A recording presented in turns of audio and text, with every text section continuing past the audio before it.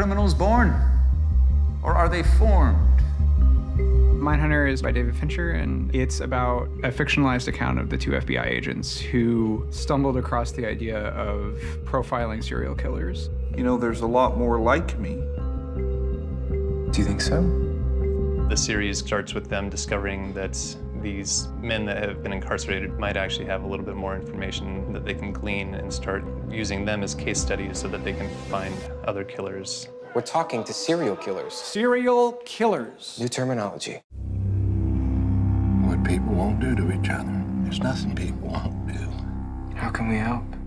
Every time when we work on a project for David, we try to do something new and exciting. One of the reasons why we choose Adobe products is that it gives us a little bit more flexibility in what we're trying to achieve. Mindhunter was cut on Adobe Premiere, and we are big fans of Dynamic Link, which uses After Effects as well. VFX are becoming a part of every show. There's two different kinds of visual effects. There's very complex ones that need a lot of extra art, and then some that can be done in the DI where you can combine two shots and bring a new performance together. We use split screens for various reasons. Each of the actors' best takes may be from different clips, so maybe the first actor nailed it like on the second take, and then the second actor nailed it on the third take. The editors will do a lot to help shape the performance, where they will split the screen in half, take one actor from the second take one actor from the third take, and make it look like it was shot at the same time.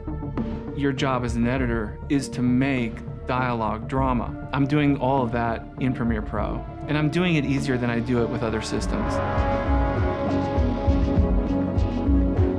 We shoot the entire show at 6K, and we frame for a 5K extraction, so that if we're looking at a scene and we decide that we want to move a shot a little bit left or a little bit right or up or down, because we have this extra padding, we can do it without destroying the original framing or the original intent of the DP and be faithful to that.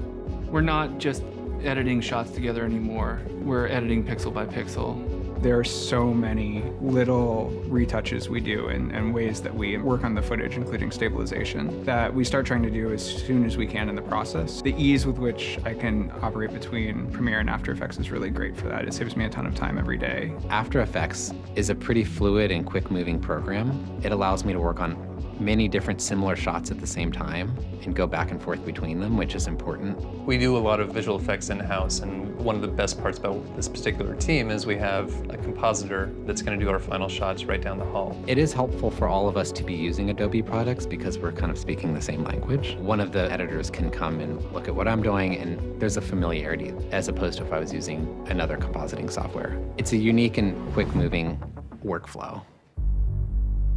It is not our job to commiserate with these people. It is our job to electrocute them. How do we get ahead of crazy if we don't know how crazy thinks?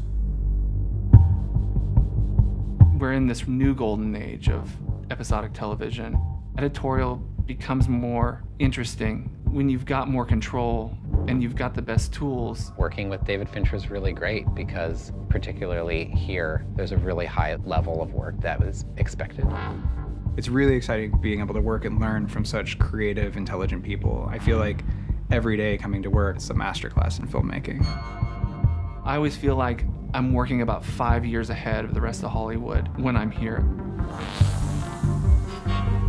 When we're working with the Adobe engineers, we're hoping that everything that we're bringing to the table is going to benefit every other cutting room. Editing should just seem as simple as you and I having a conversation. It's nice to have the tools where you can sit down at an interface and the system becomes an extension of you. It's liberating, it's freeing.